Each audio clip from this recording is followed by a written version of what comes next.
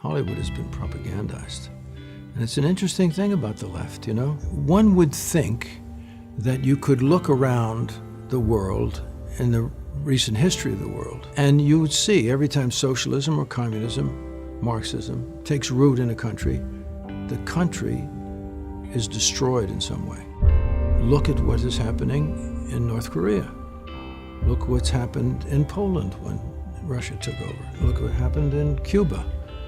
Look what's happened in Venezuela. And one would think that they could add it up and say, let's not let it happen here. Jon Voight, a Hollywood veteran, offers a candid perspective on Tinseltown's transformation. Through recent interviews, he describes an industry he believes has fallen from its patriotic golden age, attributing its decline to leftist ideologies and what he perceives as an attack on American values.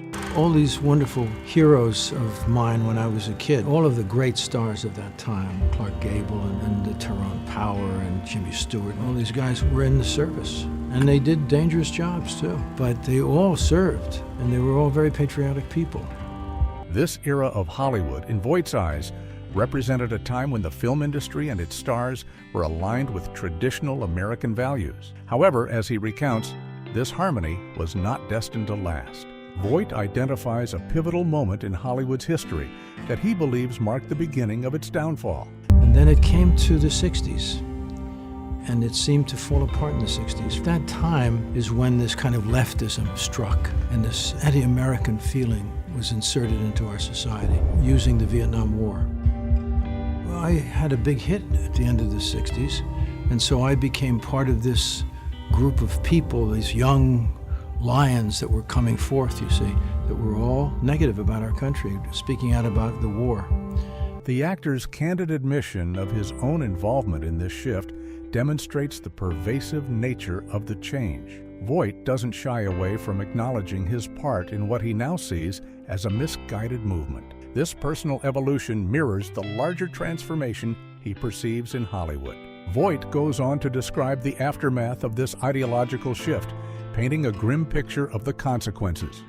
The end of the war was marked by the murder of 2.5 million people in Laos, Cambodia, and Vietnam. And the left, the people who were out there on the sides of them, just walked away and took this moment as a victory. And I saw all of this carnage, and that communism and the communist hordes that created all of that violence were given a pass by this group. This realization, Voight suggests, was a turning point in his own political journey. It led him to question the prevailing narratives in Hollywood and seek out alternative perspectives. Voight's understanding of Hollywood's transformation is deeply rooted in his belief of a broader communist influence on American society. Well, that threat is still with us. And, you know, a lot of people, we're talking about all the damage that's been done by the KGB and the attack, the very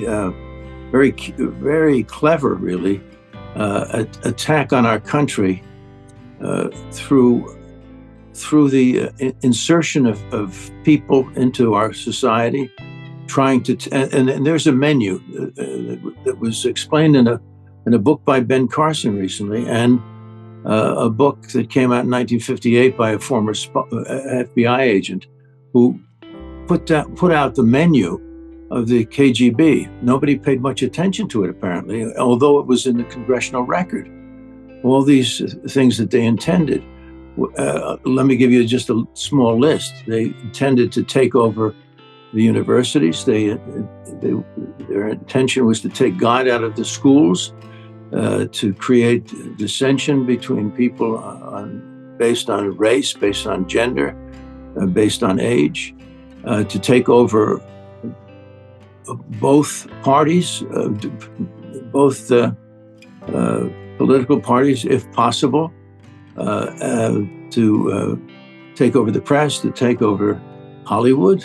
And all of this was laid out. This perspective frames Hollywood's shift not as an isolated phenomenon, but as part of a larger, coordinated effort to reshape American society. Voight's reference to historical documents and contemporary authors lends weight to his argument, suggesting a long-standing concern about these influences. The actor's experiences have led him to believe that this leftist influence has created a culture of exclusion in Hollywood.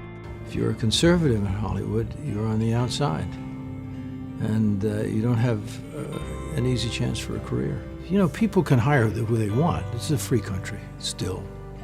So it's their business. You know, they want to work with certain people and not work with other people. It's okay with me. But of course there is this kind of bias, and it is reflective of the blacklist that they make such a big deal about. It's just as clear a bias as that time. This observation highlights a perceived ideological homogeneity in Hollywood, where dissenting voices are marginalized. Voight's comparison to the infamous Hollywood blacklist of the 1950s is particularly poignant, suggesting that the industry has come full circle, now ostracizing those with conservative views. Voight's critique extends beyond Hollywood to encompass broader political and social issues. He draws parallels between what he sees as Hollywood's decline and the current political landscape. You know, when Lenin came to office, in the first 4 years of his reign as the head of the Soviet Union, 4 million people were starved to death. 10 years later, under Stalin, another 6 million at least were starved to death. They don't know how to govern. They're just no good. You look at what's happening with Joe Biden today. He's destroying our economy. We're looking into inflation. Gas prices are going up. They're not good at it. The only thing they're good at is being destructive, as they showed themselves to be during President Trump's 4 years. This stark comparison between historical communist regimes and contemporary American politics underscores Voight's concern about the direction of both Hollywood and the country at large. His criticism of the current administration reflects his belief in a connection between leftist ideologies and economic mismanagement. Voight's political views, particularly his support for Donald Trump, have put him at odds with many of his Hollywood peers. He defends his position vigorously. Donald Trump is an extraordinary fellow and has accomplished much in his life. And I've been watching him on his trips around the country, trying to educate people to what he might do as president of the United States. And I have the greatest admiration for him. He has several things were very surprising. One is he goes from place to place across the country, and at the end of maybe a 12-hour day, 14-hour day, he's as clear and as strong as he was when he started in the morning at 7:30 or whatever it is. This admiration for Trump stands in stark contrast to the prevailing attitudes in Hollywood, further highlighting the ideological divide Voight perceives in the industry. When challenged about Trump's controversial statements, Voight offers a unique perspective. When he said to Hugh Hewitt, he said, you know, Obama founded ISIS, and Hugh Hewitt said, oh, you mean because he